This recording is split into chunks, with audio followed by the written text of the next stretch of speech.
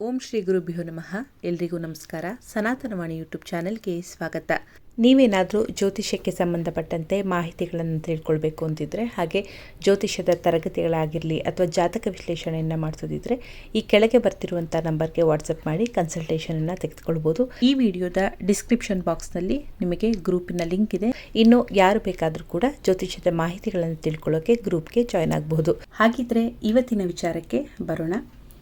ಈ ಒಂದು ವಿಡಿಯೋ ಮಾಡ್ತಿರೋದು ಕೂಡ ಪುಷ್ಯ ನಕ್ಷತ್ರ ಇದ್ದಾಗ, ಹಾಗೆ ಈ ಮಾಹಿತಿಗಳೆಲ್ಲವೂ ಕೂಡ ನನ್ನ ಜ್ಯೋತಿಷ್ಯದ ಗುರುಗಳಾಗಿರ್ಬೋದು, ಅವರು ತಿಳಿಸಿಕೊಟ್ಟಂತಹ ವಿಚಾರಗಳಾಗಿರ್ಬೋದು, ಹಾಗೆ ನನ್ನ ಎಕ್ಸ್ಪೀರಿಯೆನ್ಸ್ ಕೂಡ ಆಗಿರ್ಬೋದು, ಹಾಗೆ ನಮ್ಮ ಕ್ಲೈಂಟ್ಸ್ಗಳಾಗಿರ್ಬೋದು, ಅವರ ಜಾತಕ ವಿಶ್ಲೇಷಣೆ ಮಾಡುವಂಥ ಸಂದರ್ಭಗಳಲ್ಲಿ ನನಗೆ ಗೊತ್ತಾದಂಥ ಕೆಲವೊಂದು ವಿಚಾರಗಳು, ಜೊತೆಗೆ ಗುರುವಿನ ಬಗ್ಗೆ ನಿಮಗೆ ಒಂದಿಷ್ಟು ಮಾಹಿತಿಗಳನ್ನು ತಿಳಿಸ್ಕೊಡ್ಬೇಕು ಅಂತ ಹೇಳಿ ಈ ಒಂದು ವಿಡಿಯೋನ ಮಾಡ್ತಿದ್ದೀನಿ.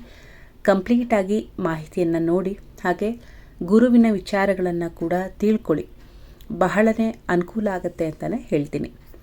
ಮೊದಲನೇದಾಗಿ ನಾಳೆ ದಿನ ಗುರುಪುಷ್ಯ ಯೋಗ ಇದೆ. ಹಾಗೆ ನೀವು ಈಗಾಗಲೇ ಗೋಚಾರದಲ್ಲೂ ಕೂಡ ನೋಡ್ಬೋದು. ಈಗ ಗುರುಗ್ರಹ ಇರುವಂಥದ್ದು ಕಟಕ ರಾಶಿಯಲ್ಲೇ, ಅಂದರೆ ಗುರು ಕಟಕ ರಾಶಿಗೆ ಜೂನ್ 2ನೇ ತಾರೀಕು ಪ್ರವೇಶವನ್ನು ಕೂಡ ಮಾಡಿದ್ದಾರೆ. ಹಾಗಾಗಿ ಗುರು ಪ್ರವೇಶನೂ ಕೂಡ ಕಟಕ ರಾಶಿಯಲ್ಲೇ ಆಗಿರುವಂಥದ್ದು. ಇನ್ನು ನಾವು ಗುರುಪುಷ್ಯ ಯೋಗ ಅಂದರೆ ಏನು ಮೊದಲು ತಿಳ್ಕೊಳ್ಬೇಕು. ಚಂದ್ರ ಯಾವಾಗ ಶನಿಯ ನಕ್ಷತ್ರವಾದಂತಹ ಪುಷ್ಯ ನಕ್ಷತ್ರದಲ್ಲಿ ಚಂದ್ರ ಸ್ಥಿತನಾಗ್ತಾನೆ, ಅವತ್ತು ಗುರುವಾರ ಬಂದಂತಹ ದಿನ ನಾವು ಗುರುಪುಷ್ಯ ಯೋಗ ಅಂತ ಹೇಳಿ ಆ ಒಂದು ದಿನವನ್ನು ಬಹಳ ಮಹತ್ವವಾದಂತಹ ದಿನ ಅಂತ ಹೇಳಿ ನಾವು ಪರಿಗಣನೆಗೆ ತೆಗೆದುಕೊಳ್ತೀವಿ. ಇದೇ ರೀತಿ ನಮಗೆ ಪುಷ್ಯ ನಕ್ಷತ್ರ ಶನಿಯ ನಕ್ಷತ್ರ ಆದರೂ ಕೂಡ ಇದನ್ನು ಪುಷ್ಯ ಯೋಗ ಅಂತ ಯಾಕೆ ಕರೀತಾರೆ ಅಂತ ಹೇಳೋದಾದರೆ, ಪುಷ್ಯ ನಕ್ಷತ್ರ ಇದು ಪೋಷಣೆಯ ನಕ್ಷತ್ರ. ರಾಶಿಯನ್ನು ನೋಡೋದಾದರೆ ಕಟಕ ರಾಶಿ ಕಾಲಪುರುಷನ ಕುಂಡಲಿಯ 4ನೇ ಭಾವ, ಅಂದರೆ ಚಂದ್ರ ಇದಕ್ಕೆ ಅಧಿಪತಿಯಾಗ್ತಾರೆ. ಚಂದ್ರ ಅಂದರೆ ತಾಯಿಗೆ ಕಾರಕ ಅಂತ ಹೇಳ್ತೀವಿ. ಹಾಗೆ ಪುಷ್ಯ ನಕ್ಷತ್ರದ ಚಿಹ್ನೆ ಅಂತ ತೆಗೆದುಕೊಳ್ಳೋದಾದರೆ ಹಸುವಿನ ಕೆಚ್ಚಲು, ಇದು ಪುಷ್ಯ ನಕ್ಷತ್ರದ ಒಂದು ಚಿಹ್ನೆ ಕೂಡ ಆಗಿದೆ. ಅಂದರೆ ಹೇಗೆ ಒಂದು ಹಸು ಹಾಲನ್ನು ಕೊಟ್ಟು ನಮಗೆ ಪೋಷಣೆಯನ್ನು ಮಾಡ್ತಾರೆ, ಇದರ ಜೊತೆಗೆ ಚಂದ್ರನ ಕಾರಕತ್ವ ಅಂದರೆ ಅದು ಹಾಲು.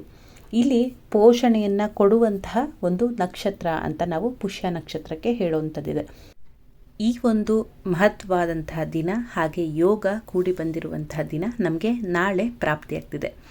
ಯಾಕೆ ಅಂತ ಹೇಳೋದಾದರೆ, ಗುರು ಕರ್ಕ ರಾಶಿಯಲ್ಲಿ ಉಚ್ಚ ಸ್ಥಾನವನ್ನು ಪಡಿತಾರೆ. ಇದು ನಿಮಗೆಲ್ಲರಿಗೂ ಕೂಡ, ಅಥವಾ ಜ್ಯೋತಿಷ್ಯದ ಮಾಹಿತಿ ತಿಳಿದಿರುವಂಥವ್ರೆಲ್ಲರಿಗೂ ಕೂಡ ಗೊತ್ತಿರುವಂಥ ವಿಚಾರ ಆಗಿದೆ.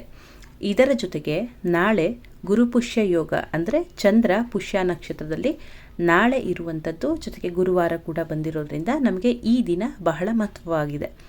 ಇದು ಪ್ರತಿ ತಿಂಗಳು ಕೂಡ ಬರುತ್ತಾ ಅಂದರೆ, ಯಾವಾಗೆಲ್ಲ ಪುಷ್ಯ ನಕ್ಷತ್ರ ಗುರುವಾರ ಪ್ರಾಪ್ತಿ ಇರುತ್ತೆ ಆವಾಗೆಲ್ಲ ನಮಗೆ ಗುರುಪುಷ್ಯ ಯೋಗ ಒಂದು ಏರ್ಪಡುವಂತಹ ಒಂದು ದಿನ ಆಗಿರುತ್ತೆ. ಆದರೆ ಈ ಬಾರಿ ವಿಶೇಷ ಅಂತಲೇ ಹೇಳ್ಬೋದು. ಯಾಕೆ ಅಂತ ತೆಗೆದುಕೊಳ್ಳೋದಾದರೆ, ಜ್ಯೋತಿಷ್ಯದ ಪ್ರಕಾರವಾಗಿ ನಾಳೆ 18ನೇ ತಾರೀಕು ರಾತ್ರಿ 9:38 ಕೂಡ ಗುರು ಪುನರ್ವಸು ನಕ್ಷತ್ರದಲ್ಲೇ ಗೋಚಾರವನ್ನು ಮಾಡ್ತಿದ್ದಾನೆ. ಈಗಲೂ ಕೂಡ ಗುರು ಪುನರ್ವಸು ನಕ್ಷತ್ರದಲ್ಲಿ ಇರುವಂಥದ್ದು. ರಾತ್ರಿ 9:32 ನಂತರ, ಅಂದರೆ ನಾಳೆ ದಿನ 9:32 ನಂತರ ಗುರು ನಕ್ಷತ್ರ ಬದಲಾವಣೆಯನ್ನು ಮಾಡ್ತಾರೆ. ಅಂದರೆ ಪುನರ್ವಸು ನಕ್ಷತ್ರದಿಂದ ಪುಷ್ಯ ನಕ್ಷತ್ರಕ್ಕೆ ಅವರು ನಕ್ಷತ್ರ ಬದಲಾವಣೆಯನ್ನು ಮಾಡ್ತಾರೆ. ಇದು 1 ತಿಂಗಳುಗಳ ಕಾಲ, ಅಂದರೆ ಆಗಸ್ಟ್ 19ನೇ ತಾರೀಕಿನವರೆಗೂ ಕೂಡ ಗುರು 1 ತಿಂಗಳುಗಳ ಕಾಲ ಪುಷ್ಯ ನಕ್ಷತ್ರದಲ್ಲೇ ಸ್ಥಿತರಿರ್ತಾರೆ. ಹಾಗಾಗಿ ಈ 1 ತಿಂಗಳ ಕಾಲ ನೀವು ಏನು ಗುರುವಿನ ಒಂದು ಸಂಕಲ್ಪವನ್ನು ಮಾಡ್ಕೊಳ್ತೀರಾ, ಅಥವಾ ನಾನು ಹೇಳುವಂಥ ಕೆಲವೊಂದು ಆಚರಣೆಗಳನ್ನು ಮಾಡ್ಕೊಳ್ತೀರಾ, ನಿಮಗೆ ನಿಮ್ಮ ಜೀವನದಲ್ಲಿ ಗುರುವಿನ ಅನುಗ್ರಹಕ್ಕೆ, ಹಾಗೆ ನೀವು ಯಾವಾಗೆಲ್ಲ ಒಂದು ಶುಭ ಮುಹೂರ್ತಗಳು ಬೇಕು ಅಂತ ಬಯಸ್ತೀರ, ಅದು ನಾಳೆ ದಿನದಿಂದ ಪ್ರಾಪ್ತ ಆಗ್ತಿರೋದ್ರಿಂದ ನಾನು ಹೇಳುವಂಥ ಚಿಕ್ಕ ಪುಟ್ಟ ಕೆಲವೊಂದು ವಿಚಾರಗಳನ್ನು ಗಮನದಲ್ಲಿಟ್ಕೊಂಡು ಗುರುವಿನ ಅನುಗ್ರಹವನ್ನು, ಹಾಗೆ ಈ ಒಂದು ಗುರುಪುಷ್ಯ ಯೋಗದ ಉತ್ತಮವಾದಂಥ ಒಂದು ಸಮಯವನ್ನು ಸದುಪಯೋಗ ಪಡಿಸ್ಕೊಳ್ಳಿ ಅಂತ ಹೇಳೋದು ನನ್ನ ಒಂದು ಉದ್ದೇಶ ಆಗಿದೆ. ಮೊದಲನೇದಾಗಿ ನಾಳೆಯ ಒಂದು ಶುಭ ಮುಹೂರ್ತ, ಹಾಗೆ ಸಂಕಲ್ಪವನ್ನು ಮಾಡ್ಕೊಳ್ಳೋಕ್ಕೆ ಶುಭ ಮುಹೂರ್ತ ಏನು ಅಂತ ತಿಳ್ಕೊಳ್ಳೋಣ. ಈಗಾಗಲೇ ನಾನು ನಿಮಗೆ ತಿಳಿಸ್ಕೊಟ್ಟಿದ್ದೆ 1:38 ನಂತರ ನಮಗೆ ಪುಷ್ಯ ನಕ್ಷತ್ರ ಆರಂಭ ಆಗಿದೆ. ಹಾಗೆ ನಾಳೆ ದಿನ 11:32 ಒಳಗಾಗಿ ಅಂದರೆ ಜೂನ್ 18ನೇ ತಾರೀಕು ಗುರುವಾರ 11:32 ಕೂಡ ನಮಗೆ ಪುಷ್ಯ ನಕ್ಷತ್ರ ಚಾಲ್ತಿಯಲ್ಲಿರುತ್ತೆ. ನೀವು ಏನೇ ಸಂಕಲ್ಪಗಳನ್ನು ಮಾಡಿಕೊಳ್ಬೇಕು ಅಂದರೂ ಕೂಡ ನಾಳೆ ದಿನ ಬೆಳಗ್ಗೆ 5:23 ನಂತರ ಹಾಗೆ 11:32 ಒಳಗಾಗಿ ನೀವು ಗುರುವಿನ ವಿಚಾರವಾಗಿ ಅಥವಾ ಈ ಒಂದು ಗುರುಪುಷ್ಯ ಯೋಗದ ಸಂಕಲ್ಪಗಳನ್ನು ನೀವು ಮಾಡ್ಕೊಳ್ಬೇಕಾಗತ್ತೆ. ಅಂದರೆ ಒಟ್ಟಾರೆಯಾಗಿ ಒಂದು 6:09 ಏನಿದೆ ಇದು ಗುರುಪುಷ್ಯ ಯೋಗ ಇರುವಂಥ ಒಂದು ಸಮಯ ಆಗಿದೆ. ನಮಗೆ ಪೂಜೆಗೆ ಶುಭ ಮುಹೂರ್ತ ಏನು, ಬೆಳಗಿನ ಮುಹೂರ್ತವೇನು ಅಂತ ತಿಳ್ಕೊಳ್ಳೋಣ.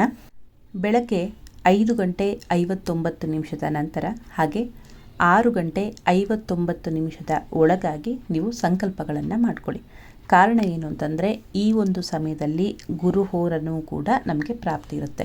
ಹಾಗಾಗಿ ಬೆಳಗಿನ ಪೂಜೆ ಅಥವಾ ಬೆಳಗ್ಗೆ ನಾಳೆ ಗುರುಪುಷ್ಯ ಯೋಗದ ಸಂಕಲ್ಪ ಏನೇ ಇದ್ರೂ ಕೂಡ ಈ ಸಮಯದಲ್ಲೇ ಮಾಡಿ ನೋಡಿ. ಇನ್ನು ಯಾಕಂದರೆ ನಾವು ಮುಹೂರ್ತಗಳು ಸಾಮಾನ್ಯವಾಗಿ ಕೊಟ್ಟಿರುವಂಥದ್ದಿರುತ್ತೆ, ಆದರೆ ಕೆಲವೊಂದು ವಿಶೇಷ ಸಮಯ ಅಂತ ಕೂಡ ಇರೋದ್ರಿಂದ ಈ ಒಂದು ಸಮಯವನ್ನು ನಿಮಗೆ ತಿಳಿಸ್ತಿದ್ದೀನಿ. ಈ ಸಮಯದಲ್ಲಿ ಸಾಧ್ಯವಾದಷ್ಟು ಮಟ್ಟಿಗೆ ನೀವು ಸಂಕಲ್ಪಗಳನ್ನು ಮಾಡಿಕೊಳ್ಳಿ. ಕಡೆಯ ಪಕ್ಷ ನಮಗೆ ಆಗಲೇ ಇಲ್ಲ ಅಂತಂದ ಪಕ್ಷದಲ್ಲಿ ಮಾತ್ರ 11:32 ಒಳಗಾಗಿ ಗುರುಪುಷ್ಯ ಯೋಗ ಇದ್ದೇ ಇರುತ್ತೆ, ಪ್ರಾಪ್ತಿ ಇರುತ್ತೆ, ಪುಷ್ಯ ನಕ್ಷತ್ರ. ನೀವು ಆ ಸಮಯದಲ್ಲೂ ಕೂಡ ನೀವು ಮಾಡ್ಕೊಳ್ಬಹುದು. ಇನ್ನು ನಾಳೆ ದಿನ ವಿಶೇಷವಾಗಿ ಕೆಲವೊಂದು ತಂತ್ರ ಪರಿಹಾರ ಜೊತೆಗೆ ನಾನೊಂದು 2 ಪರಿಹಾರಗಳನ್ನು ಕೂಡ ನಿಮಗೆ ತಿಳಿಸ್ಕೊಡ್ತೀನಿ. ಇಲ್ಲಿ ಮುಖ್ಯವಾಗಿ ನೀವು ಗಮನದಲ್ಲಿಟ್ಕೊಳ್ಬೇಕು, ಈಗಾಗಲೇ ಗುರು ಗೋಚಾರದ ಫಲವನ್ನು ಕೂಡ ತಿಳಿಸ್ಕೊಡಿ ಅಂತ ಕೇಳಿದ್ರಿ. ಆದರೆ ಗುರುವಿನ ಗೋಚಾರ ಎಲ್ಲರಿಗೂ ಕೂಡ ಶುಭವನ್ನು ತಂದುಕೊಡಲ್ಲ. ಯಾಕಂದರೆ ನಿಮ್ಮ ಮಾರಕಾಧಿಪತಿ ಏನಾದರೂ ಅಂದರೆ ನಿಮ್ಮ ಲಗ್ನಗಳಿಗೆ ಗುರು ಮಾರಕಾಧಿಪತಿಗಳಾಗಿದ್ದಾಗ ನಿಮಗೆ ಕೆಲವೊಂದು ದೊಡ್ಡದಾಗಿ ಆಪರೇಷನ್ಸ್ಗಳನ್ನು ಕೂಡ ಕೊಡುವಂಥದ್ದು ಕೂಡ ಇರುತ್ತೆ. ಜೊತೆಗೆ ಬಾಧಕಾಧಿಪತಿಗಳಾಗಿದ್ದಾಗ ನಿಮಗೆ ಸಾಲವನ್ನು ಅಂದರೆ 6ನೇ ಮನೆಯ ಸ್ವಾಮಿಯಾಗಿದ್ದರೂ ಕೂಡ ಜೊತೆಗೆ 12ನೇ ಮನೆಯ ಸ್ವಾಮಿಯಾಗಿದ್ದರೂ ಕೂಡ ದೊಡ್ಡದಾಗಿ ಒಂದು ಸಾಲಗಳನ್ನು ತೆಗೆದುಕೊಂಡು ಇನ್ವೆಸ್ಟ್ಮೆಂಟ್ ಮಾಡುವಂಥದ್ದು ಕೂಡ ಆಗಿರುತ್ತೆ. ಇದಕ್ಕೂ ಕೂಡ ಗುರುಕಾರಕನೇ, ಯಾಕಂದರೆ ಗುರು ಬಂದು ಬೃಹತ್ ಕಾರಕವಾದಂಥ ಗ್ರಹ. ಹಾಗಾಗಿ ಸಾಲವನ್ನು ಕೊಟ್ಟರೂ ಕೂಡ ಅವರು ದೊಡ್ಡದಾಗಿ ಕೊಡುವಂಥದ್ದಿರುತ್ತೆ.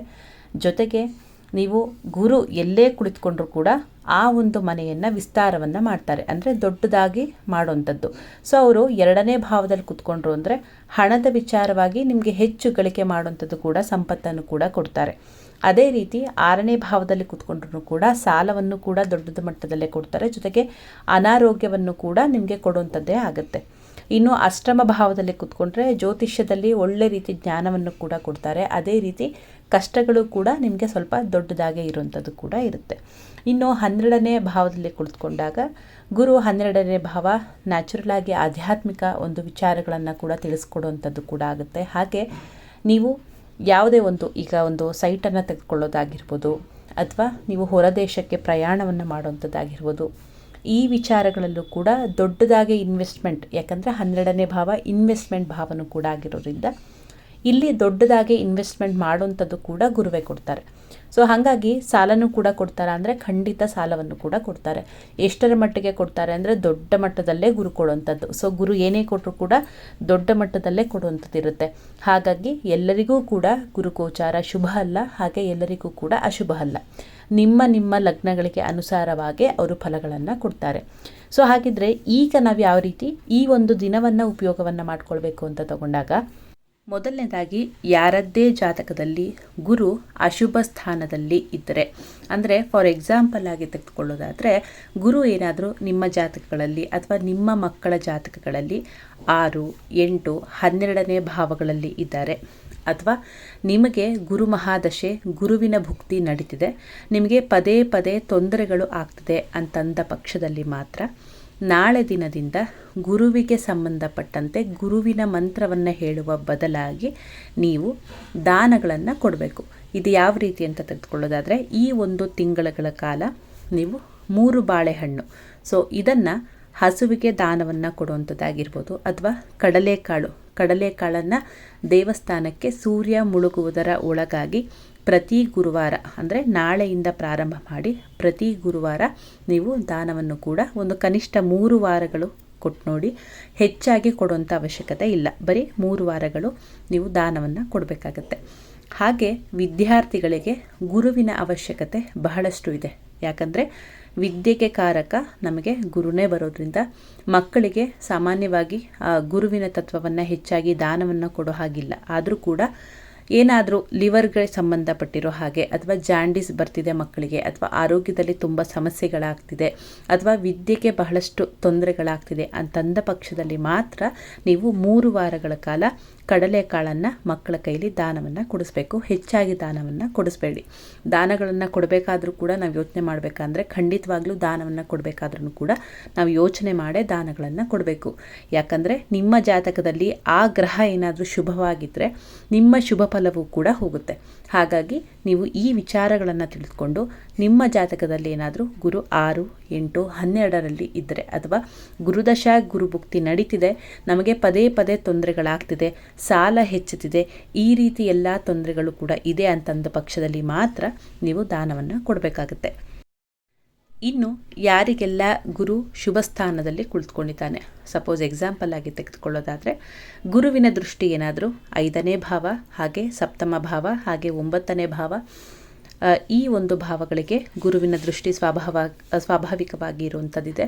ಹಾಗಾಗಿ ಗುರು ಲಗ್ನದಲ್ಲಿ ಕುಳಿತುಕೊಂಡಾಗ ನಿಮಗೆ ದೇಹದ ತೂಕವನ್ನು ವೃದ್ಧಿ ಮಾಡ್ತಾನೆ. ಸೊ ಇದನ್ನು ತಿಳ್ಕೊಳ್ಳಿ.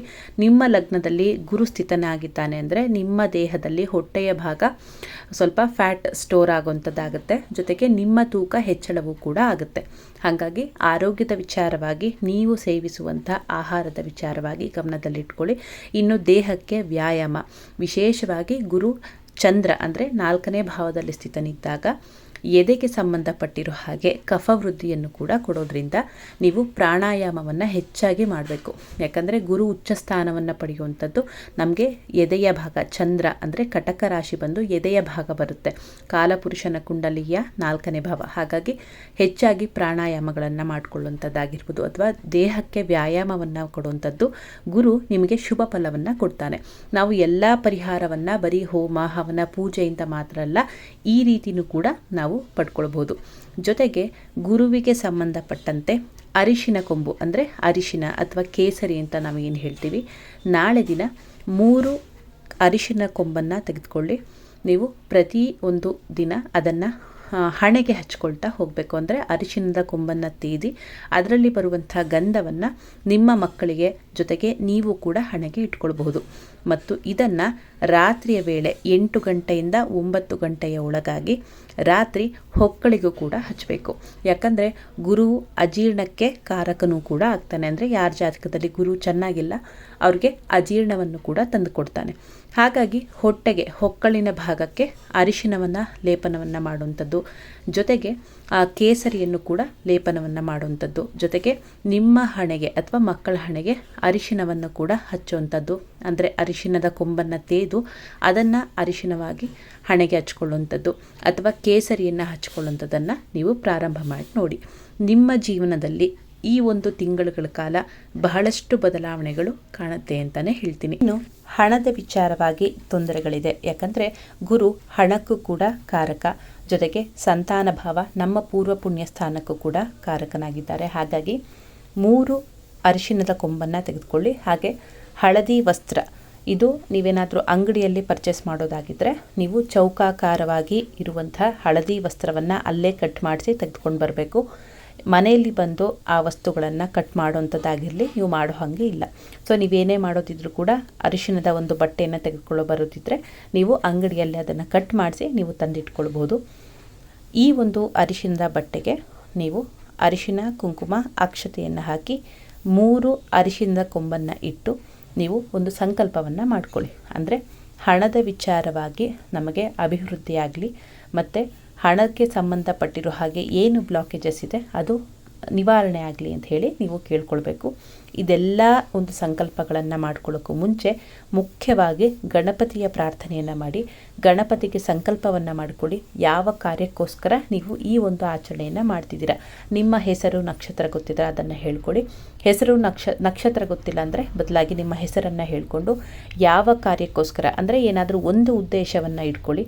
ಯಾವಾಗಲೂ ಕೂಡ ನೀವು ಇವೇನಾದರೂ ಒಂದು ಕಾರ್ಯಗಳನ್ನು ಮಾಡ್ಕೊಳ್ತೀರ ಅಂದರೆ ಹೆಚ್ಚಾಗಿ ತುಂಬ ಜನ ತುಂಬ ಒಂದು ಸಮಸ್ಯೆಗಳನ್ನು ಹೇಳ್ಕೊಳ್ತಾರೆ. ಆ ರೀತಿ ಮಾಡಲಿಕ್ಕೆ ಹೋಗಬೇಡಿ. ಹಣದ ವಿಚಾರ ಅಂದರೆ ಹಣದ ವಿಚಾರಕ್ಕೆ ಮಾತ್ರ ಅಂತ ಹೇಳಿ ಸಂಕಲ್ಪ ಮಾಡಿ. ಸಂತಾನದ ವಿಚಾರ ಅಂತ ಹೇಳಿದ್ರೆ ಸಂತಾನದ ವಿಚಾರಕ್ಕೆ ಅಂತ ಹೇಳಿ ಸಂಕಲ್ಪವನ್ನು ಮಾಡಿಕೊಳ್ಳಿ. ಅಥವಾ ಮಕ್ಕಳ ವಿದ್ಯೆಗೋಸ್ಕರ ಅಂತ ಹೇಳಿದ್ರೆ ಮಕ್ಕಳ ವಿದ್ಯೆಗೋಸ್ಕರ ಅಂತ ಹೇಳಿ ನೀವು ಸಂಕಲ್ಪವನ್ನು ಮಾಡಿಕೊಳ್ಬೇಕು. ಇದೇ ರೀತಿ ಸಂಕಲ್ಪವನ್ನು ಮಾಡಿ ಆ ಒಂದು 3 ಅರಿಶಿಣದ ಕೊಂಬು ಮತ್ತು ಆ ಬಟ್ಟೆ ಏನಿದೆ ಅದನ್ನು ಕೈಯಲ್ಲಿ ಹಿಡಿದು ನೀವು ಮಂತ್ರವನ್ನು ಹೇಳಬೇಕು. ಅಂದರೆ ಗುರುವಿನ ಮಂತ್ರ, ಬೀಜ ಮಂತ್ರವನ್ನು ನಾನು ಈ ವಿಡಿಯೋ ಸ್ಕ್ರೀನ್ ಮೇಲೆ ನಾನು ನಿಮಗೆ ಹಾಕ್ತಿದ್ದೀನಿ. ಈ ಒಂದು ಮಂತ್ರವನ್ನು ಓಂ ಗ್ರಾಂ ಗ್ರೀಂ ಗ್ರೌಂ ಸಹ ಗುರವೇ ನಮಃ. ಇಲ್ಲಿ ಗುರುವೇ ಅಂತ ಹೇಳೋಂಗಿಲ್ಲ, ಗುರವೇ ಅಂತಲೇ ಹೇಳಬೇಕು.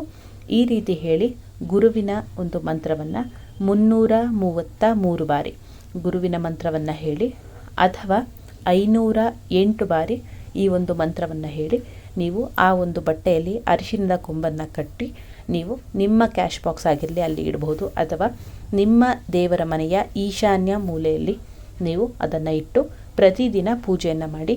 ಇನ್ನು ಗುರುವಿಗೆ ಸಂಬಂಧಪಟ್ಟಿರೋ ಹಾಗೆ ಗುರುವಿನ ಮಂತ್ರಗಳನ್ನು ಕೂಡ ಹೇಳಬಹುದು. ಪ್ರತಿದಿನ ದೇವರ ಮನೆಯಲ್ಲೇ ಇಟ್ಟು ಕೂಡ ನೀವು ಪೂಜೆಯನ್ನು ಮಾಡಬಹುದು. ಅಥವಾ ನೀವು ಕ್ಯಾಶ್ ಬಾಕ್ಸ್ನಲ್ಲಿ ಇಟ್ಕೊಳ್ತೀರಾ ಅಂತಂದರೆ ವ್ಯಾಪಾರ ಸ್ಥಳದಲ್ಲಿ ಅಲ್ಲಿ ಇಟ್ಕೊಳ್ತೀರಾ ಅಂದರೆ ಅಲ್ಲೂ ಕೂಡ ಇಡಬಹುದು.